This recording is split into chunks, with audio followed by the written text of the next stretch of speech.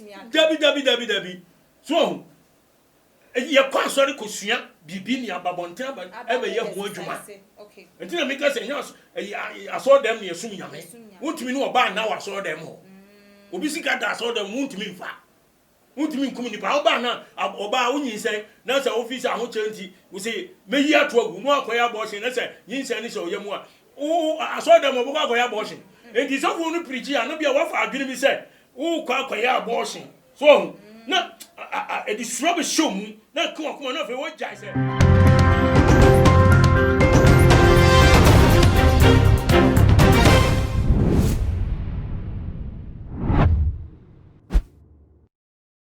Abusia for any adofonum akwaba stronko enkomo bibia sedane damunya ebre eji edwa etie ensema yede ebesomo ewo too much GHS so na ene dey ensemu achese ababeto apono so a edi say ye ne wo ebetwetwe eho enkomo ni nyina efa ye asofo a ye mampanyi elete eye ban no edi free and sorry eso no wo mu si gina ye say enya de say womo omude womo bebie womo ensori enam sem eye don hwere baako ena womo bedi dwuma womo nsori man so de enya de sesa 100 no womo betimi aba asori ho no obi abaye na adwen se wo beba ntem aba betina se wo beba no obi nsusu aba enti ene pa no twa no se de emeka se womo abumra so anase mampanyin nsem womo endi so enti no ene womo ensori ne enya de se womo bebie until se yare yi ebe free omanga na mu na womo nsusu etimi aye womo ensori se de dan na womo ye ndada ene se don hwere miensa ene womo te asori dem ho no mbedi womo dwuma womo edi se enan nsusu a womo aye enkanse we eba ye no ensori ma ne eye Ghana for binum ene womo eye adwen ewo womo decision a womo eteki ye na ene deyi so for waba bontia wono de wone eye archbishop ene eye womo ewo eye mpeni position no wone womo enya adwen eye prophet Eagle prophet said the dodo na enim no ne din ankasa eye Randolph wode ababeto abonten say eye ensori Mensa Otabomo Dakiward Mosmo Duncan Williams eye Adinasare mu womo a womo ayo madwen say ensori na nya de say womo ebebie no they are spiritually captured and as such as a no womo omo imprisonment ye be put in that way no omo efiase e na womo ehye na eno na Ghana for binum say there be we there ene asem there kofa ahen we nipam decision 1% wo be ye yinti ene waye na adwen say ene ye say ene wo yinti ene ade ekosi hin ene na wo kire mu ese one at least ankebeya mo obi eba obetimi aba benya ogie obetimi aba benya yaresa obetimi de ati asem no de abo ebra na emum wo ka che nipa ne se won tene fi no won show wo TVs no bu hon ma sa da age no enya de se wo benya banka ya sorry de wonim sa sorry wo hon mo dress aba betina sorry dem etie asem nti we ni nyina no wa ma oye wo mo en sorry ma no ene wo mo ankasa emu no wo mo aye imprisonment spiritually na ensewe amagana for bebre still womo ente asia no timato ensa ede afre eye apostle Ajiman prempe adodo na nim ne se God's watchman na wombra na womeme biebie ensem yi emu na nyame nipe woda asori ne din ede the Bible Church of God 7 day wo enkanya kaswa Tuba Junction entine na dwinche ene ye bepem ede afri asam a eye Eagle prophet ede tu dwan se eye ne kwanso anu no anase enye ne kwanso anu na eye ne kwanso ade nti ene ma ne ene no eye adwen na se enye ne kwanso so ade nti ene ma ne no enye adwen enti gibre ye twan ho abaye ba ye de nkomodidie no ebe hihye so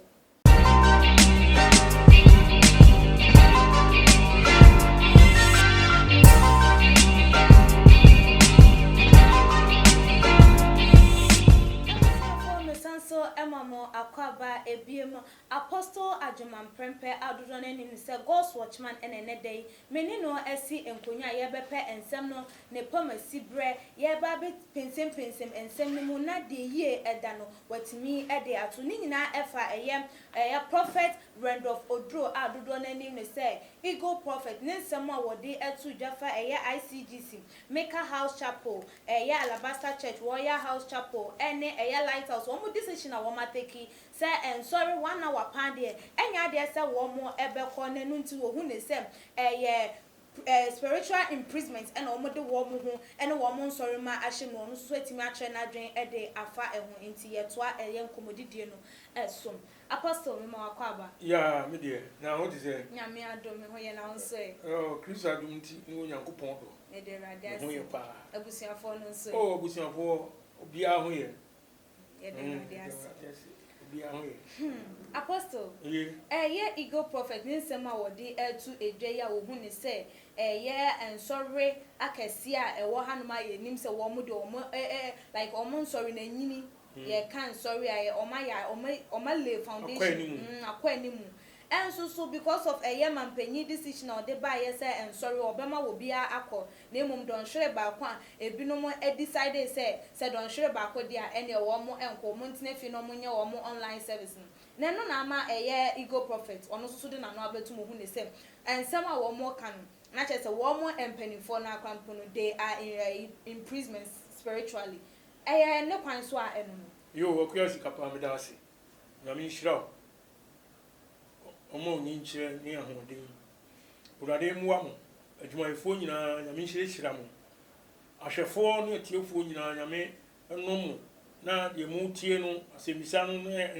nkyerɛkyerɛ mu nyame honhom emra betenem na emwa ye nyina na ntiase nya adwuma chiama sore ma nyina me yere ne me ma yo sikapa de obisame no ise asam na abewi ase saa asam na abewi ase no enya de a ese nipa ni di agoro so yare na akofa saa nsem we nyina ba okay ye president Nana Akufo-Addo his excellency yene ne tirere onkofa asem bia se maada ohihye mmara bia mu tare ne ndin se nyamada na yare we ye frɛ no COVID-19 coronavirus ni dina koye honyran yade ekode ewuo ya wa ba wiase enya Ghana hanko abrochire ewiase ba bia ekuma na ekum nipa yare na bonipa bebre enti ehihye ya ewo na abrochire se asoro bebre so mo nkosa aban na kan o ma di atu enti we enkoye ti se Nebuchadnezzar mra bia wo share no titimire ma Shadrach ne Abednego wo mre so Babylon se obi nkutu nsori obi nkutu ohonini wa nkutu odu betu ijafunu no mu no enye ni bia okay wo de yare bia ba wi ase nyina kunye no se aja wona ye president na so wo hina odi wo man so enti no kwan obefa so a ebeboa ye nyina ena onam so enti hihye bebre aba ama wi ase ni pe nyina bebre eguso ye enti ebasa asoro kura no wa me yanko for some time etutu nsori mu no obi atifie enti ni yanko asori ngakra no so ene se mu nko nipa be wo ha bi nko hia wo ha ni hia nhihye bi nso sa wo munya ni sa ni ehwe de nyame be ye okay ene o kan ye so enti asorofo no bi se omo de omo nko ni nipa wo ha no esura se on se church bi wo no bi a congregation no omo na be say 1000 2000 3000 bi so 500 enti yomu hunu se do mbesi aye no enti omo se omo nkokora so ohinu so de wo hye mra se udi so mra etwaso mu se udi so mra we so se bia kronto etwaso mu wanga se asori yenya kokora odu ba bi no se wa me kwan dakra enti of step back one another step so one after the other ti wo hwa ade enti yenko enva nipa wo hanu nko na yenhuru yensa na no sumas ne yenhye distancing social distancing no enya adwuma wa so de mo yare ni ntio yare ni ntia anyesa ebe bia yare be kanipa onipa be wu isem bebere be ba na population no so ati se hwi esa ne yekoya anase ye bai endi se osofo no igi prophet or kanisa na chese meme ne ya adwene se okay wo mo so mo nkwa asore no wo mo bu ohene ne mra so yes sanu mekan because we hear Ecclesiastes chapter 8 verse 2 to 4 no asema ohoni me say di ohene anu asem so Bible osengafo na eka o di ohene animu asem so onyankopon entam no nti yankopon entam nyame aka asem afa ahemfo se omunsem ye ni so wote ase empentem emfiri nanim nko na enyina asemone so na de eso na ni nyina oyo ohene bia no de eso na ni nyina woye efiri se ohene animu asem ditumi na hwan na obetumi aka kire ne se edie na wuyi so wodumi kan kire na to se president se ade a hoye na nye okay o se de waye na obi ntumi kan kire se de na waye no hin na enu asem ditumi wo boa enya wo boa o man no eni wi ase nya se because of yare ni nti the whole world obi aton bodam obi nkoma obi ese Ghana ni bi obeso oba Ghana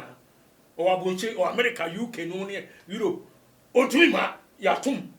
ene Ghana ni bi osan kokọ abroche bi gwa ga de be che po am na ko na ne nansa so ene president now so say borders now close wa loko wa broni bi wo Ghana say oba obeso ko ntimi nko enti eye enshisheya o president ni dia gu akwam because of corona virus pandemic intro enye san ko onye we eti ese ayi asori na big churches no omodo moni tu form no mo dwene ho na kwan be fa so yes nipa 100 no betimi akro no omo nko na mo fa ni die ema omampani akwa ti say we ni say na president se ko we se me nko so na say woni na etwen na say wo ni hihye o de baaye no wonyi ntum wobuso ena njenso enya boni bia ye nyina ye kan kwamu a so tias ye nyina kan kwamu a ye penufo se papra pa nwoma so wo se wiye mu ntina me wiye mu na me pe na nya manu mo de enye se ono a ope no wa ye san hihye no yade nso ampase kum nipa a chibebre egu edem we ye rough ze a so mo a obewu so eno opeso ogbo ho ban kakra ena football teams nyina omutim mobo ball no mo no kwa say yes wo mo a o players no kwa na park no officials no eno mo tifti won ye spectators intimi nko because omu chese yade no betum akum nipa no enti enya Ghana hanko asem worldwide ayi of friends asem bia aba ene hihye ya ode agu kwam enti asori fo no so omu de omu ayi 1 hour no omu tumi fa kwa asori no me ne no omu nya adwene na apostle woni wo mo enya adwene no den na we ne hunhun ade esifa enu ntina ye wo se woni eye ego prophet eye adwene se de wo kan eye ne kwan so anu no na woni wo mo nkwa asori nya adwene no like ene hunhun enioma ben na ene ne connect enu ntina wo se omu wo eye imprisonment spiritually midasi pa mi jira imprisonment spiritual imprisonment chese egu captivity sunsumu a eno de meni omo nya adwene enye ayi sunsumu ni akan ya hye enye sunsumu na akan hye dia ene ne yare na aka nipa hye sunsumu the apostle asa won tema siye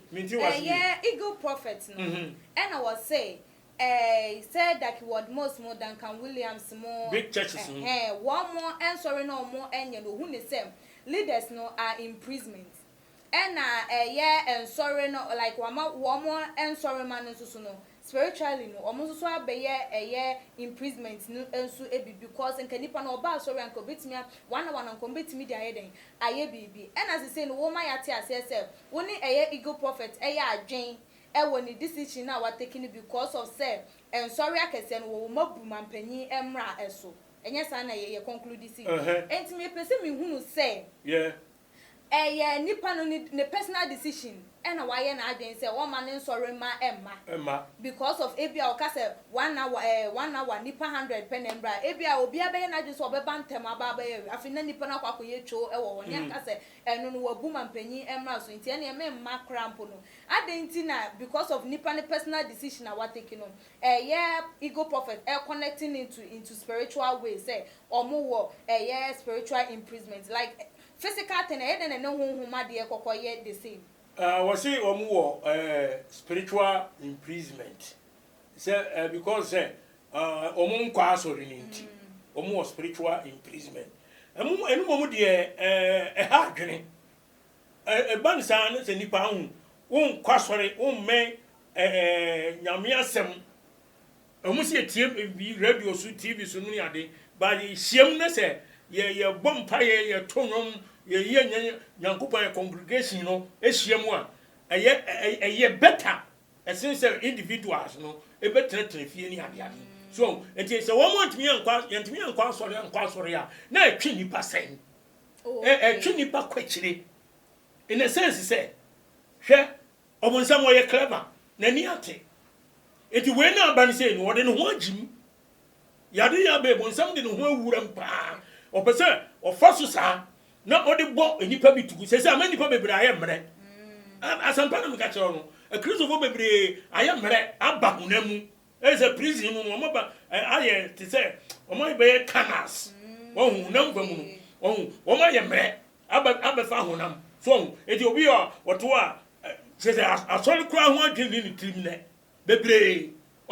enti ane de ha adwini na me se ka ba ye dia hande no mu ko mo ba so na wo mu betimi ni pan bi akọ wo mu je se na wo twi duduo se ne be kwa na su ya kire wo mu di na ke de a kire wo se ne mu nkoko na me ba group wo na me ba kan mu be ya better na wo se ni pan ntine fi sa nyankopon so hye se e de to so nson no e ya homeda no yemfa nhie akronkron enye ne sisira ke nyankopon kan che se yemfa e de to so nson enkwa sori so on ya mechire no Exodus 35 verse 1 to 3 nyankopon ko nka sa asam no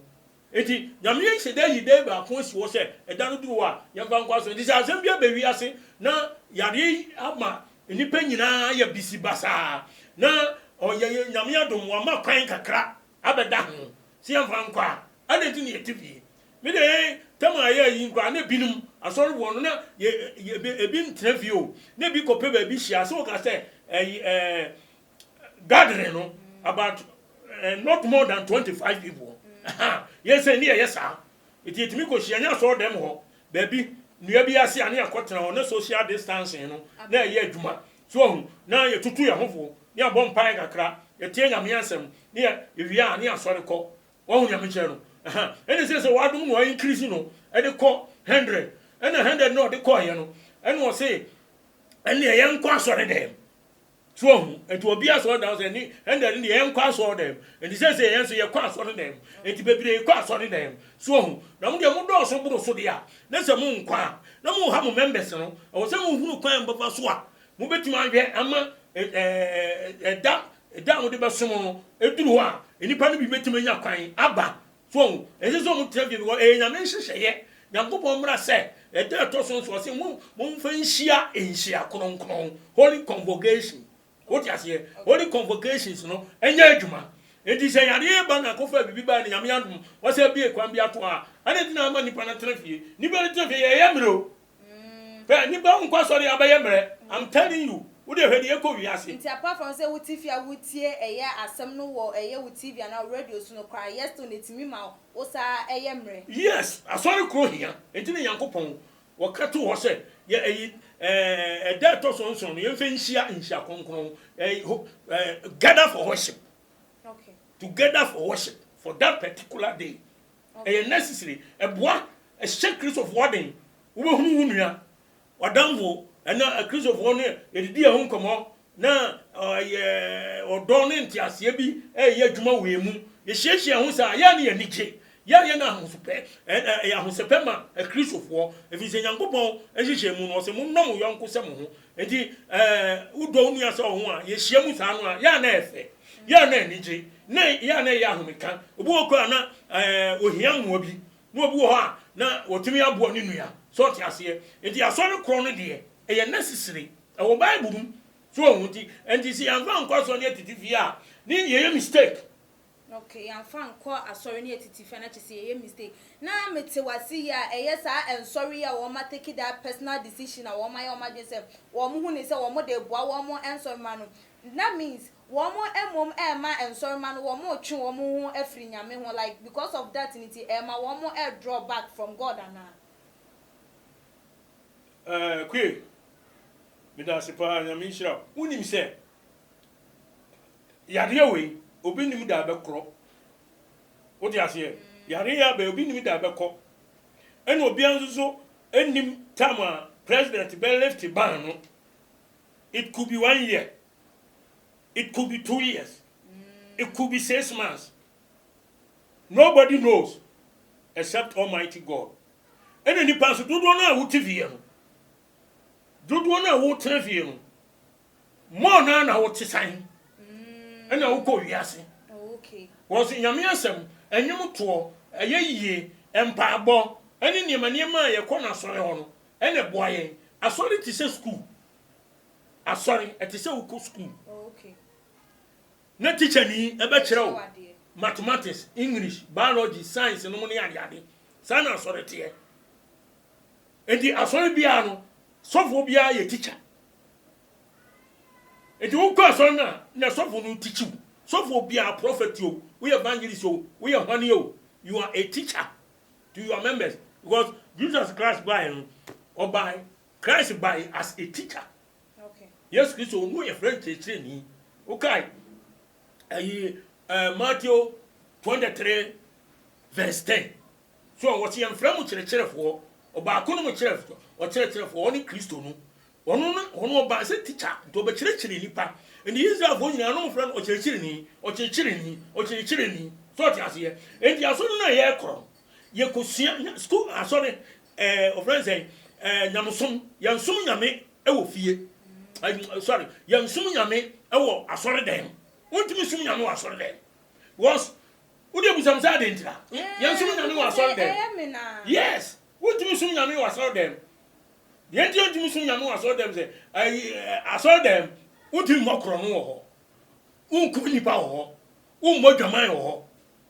Sawari or Winning Quasiasam or Anna Michel, Winning Conconsel, and you go Soreno. So for no ye teacher, what shall say? Crono ye, in Conconsanye, Adansi Kurumunye, I want to say ye, and plantain ye. Abosonsum nye enuto enye na ofra sori be hia wo ba no afa na abesum nyame. Okay. Enti na krono na wo kire teacher no kire wo se so no kire wo se enye no afa obi ade da ho a wo mfa. Okay. Nyansa krono wajai na say de kire wo na afa na wo ba be enye ho aduma eti esum nyame wo abontene efie ka mu ba bia wo nam bia no na asam na okotie no encheche na yede ma wo no e na wo de ye aduma na chese se wo mo fro se wo mo eye wo mo nsore ma ne papa ba emmo mo se wo mo. Yes, so how many pana kwa sore dia. Okay, woman ntie bibi because so wo nsem bebre ho a wo de be ka che members you but TV no so na nyini nyina na abetimi an dabi so ye kwa sore kosua bibi ni ababonten ba e be ye ho adwuma. Okay, enti na me ka se nya aso dem na yesum nyame wontimi no oba na wa so dem ho obi sika da so dem wontimi mfa wontimi nkum ni pa oba na oba wonyin se na se office aho chanti wo se meyi ato agu mu akoya abortion na se yin se ni se oyemu a o aso dem obo akoya abortion enti so fo no preach a no bia wa fa adwene bi se wo kwa akoya abortion so na e disrobe show mu na kuma na fe wo jai se me wonu manu obi akora hweme a me wo akora no so hu encheche na so fo ndi ma wo no na boa na save life so hu na wotimanya ayi ahoto na nyame adɔ mo apɛwasem na wo de bɔne bi akyɛw no ama wo kwagye na wo tena vie me se se nanado ye president se wan lifti ban no a na wan yi atam na se nipa gufia o de ahwedi ka de hwede wiase be ye we kura e kwa so impo hwede ye koso na ye betina fi ye kwa so de kura no hwede nipa ye na fe ye nyina ye kwa so na ye tifie nipa nyina na hwe tv nipa nyina na etie radio obo kwa so radio no onya da ntie onya da di hwe tv no o tie nyina wo ya ade onim ada ni tamba so be kwa so no na wo so no ko no ko tie ni sofo encheche o de ma no na o de abobo bra e wo fie na nyankopɔ hunu mobo ama ne da nkwa enti wo ga je nipa ntafie na so ma church members nko because na president ahye mara say ayi nipa 20 na nkro na members do so 20 no thousands ni ade ntino jadi a pam no twa no eni ame nkokora so ngufie o mo gufie say nipa sabe say ya no mo say o we don't know say o mo say nipa ke bonsam no ho odin ya na nipa ta ka say bonsam no ho odin ahodin no so de obi pa e say nyankopɔ to ni firi so e ma hwia asase so wamu wampra ne namu amu wan ko hospital bia for check up stay no you strong what you here wa ze bonsam akakra no onya 6000 years o wanyini pa de otia no otia wo mo abere wo mo akokora we very strong wo wadwene wo nyansa wo nimdie wiase nyansa nyina kuta no edi se wo onum se wo be nyame asem a ena ne sankan na wo twe wo vini nyame asem kakra bi a wo hu de odbe yew yo apostle na se we bie yeni wo ma ye hunu enioma chese yenim se na asofo yi wo munim se wo mo bo wo members ne mo how mo na ode ba ene futo ben e na ode be ma wo mo ama wo mo ani aba wo mo so hunu se all those wo members crowd so wo mo ye den wo munim members no dodo obi adin ne telephone number ne ayi ye den asori no mo wo group ne hu nko ne ba wo mo join ne na wo hunu ha wo betimi ahyehye nyoma ne dia ma wo mu no mu so etimi ebie wo mo ensorry because the whole kind there na say 1 year time kwa na say ye bebie yi na ensorry ma no wo mo bayira nti fafuto ma eye asori panifo yi unianum ni adofo mi say awi asemu a akuya sika pa bi sami enye nyina ya asem no se adwene ho yi David kan wo se eye mani se o sen me se ye nko nyankopon fie Psalm 122 verse 1. So it has here. A year many Jesus was saying, me say, me uncle Yankupo fee, and go ready fee and go sorreno. So, Nedavidi, none of you a year few. As someone can say, none of you a feast, and you a year fee say, and so could you be, sir? And will be buying us a nana, tongue or so. Obe Kaino. Some young Queen of Hano was here on a pa, what do you call Yami? Oh, Yamichano. Eddie, as I want to me, Uncle Yamifie, Uncle Tina Samabaha. Eti Misre, a deep warning of soft company for, any or manu, and Nipena, any assume Yami, ya sorry, say. Would you congregation here 5,000? It's okay, a year bad. But Unuquam of Aswa, Sir, President in Sisena, or the Abeguia Pemuno, Ubatimi, a Yahoo Bibi. I'm a Nipano, etimi, a sorry. Akwa sorry Yankopon. Ene dia mesramo pa, moma yentie de wo hena ka no. Ne animu asem no, edi tumi. Na yentumi kasa de wo ka no, enye. Wo yesa na, na je se wo Bible na kwa no uni so. Enye mra bia, ode ono apɛ. Eno ahye de ato, ya de ekodi awuoi. Ena akofo aba. Ena mo so ye nyina asofo mpanimfo, ene omanu mpanimfo, ye nyina yenim se, yare no so ewo ho. Ye kum nipa abrochire senia asie kum nipa no ene Africa ne ade na nipa yare bebrebe ya a change the whole world asesa ma bibia nkoso ye yare ya enti se hyehyɛ we aba mesra mo ma ye ni so mo me ye hwɛ ne anya ne senia waya ma ne be buy no bedroom e bi no ebe sa asesa e bia na akɔ 200 ebi ana ko 500 ebi gura na ko 1000 afa finally no ni wo yefiri wo kra na je se yade no so nyame adom wo boa ye ne mo empaye ye nsumfre nyankopon dendenden na twedi ampon kwame onyame obo nipa na onima de nyina no ye bibia no na onyi yade no mfiri wo maye if is on unkuto enu onyame obetuma yi ade wo efiri ho ama yakọ yatebi yadada anu ama asumdwe no etumi aba timi sremo Apostle for telephone number 2 ejani yo midamase na mi sremo apostle aduma prempem number ni 0544 26 14 0244 26 14 and 020 70 200 11 020 70 200 11 Midamu nyina sinyame hiramu amen. Abusuafo Apostle Ajuman Prempe God's Watchman ene de ye ne no atwetwe nkomo no wabie enoma enisu yie pa wa me yehunu enoma na se de nanke fro se eye no wa me yehunu se enye saa ena etie ne momede hamum ena ebreye wonso awo fiesen ena wadwen esi fachira we nya bufo kwan so enye atendidie so fa wo de ebra e wo comment section honum share video yi enso efama abusuafo na fofo ene adofo no like ye videos mi adoma na wonche ne se ne be ya nya upload video bia wait me enya notification follow yen e wo ye IG page @sumagh_ na emrepem no munu aba akwesi kapa making kama jenchre ede amamu dasene ye besane hia